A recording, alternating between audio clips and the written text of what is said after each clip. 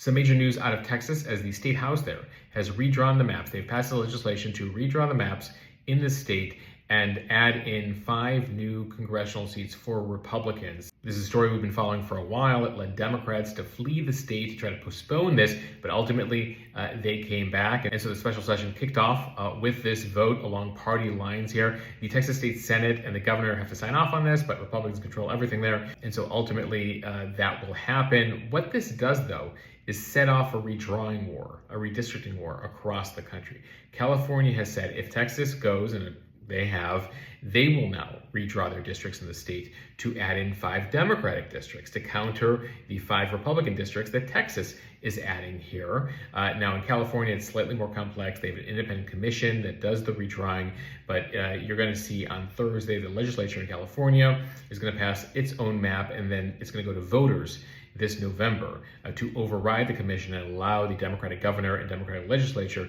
to redraw the maps to add seats. So that's going to be the big thing we're watching in California, but it doesn't stop there.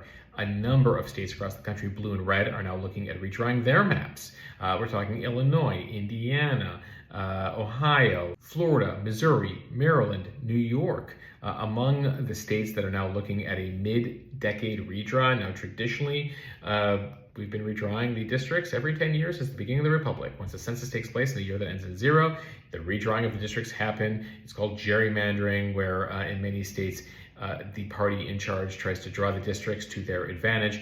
This is gerrymandering on crack now, based on what Texas is doing, California's countermove, and now potentially other states. It's something we're going to watch very closely. Why it matters? Well, there's congressional elections next year. President Trump has been pushing Texas hard because typically in midterm election years, in the first election a president faces, his party loses seats in the U.S. House. And so this Texas move gives him an insurance policy, but now you have Gavin Newsom and Democrats saying they're going to counter that.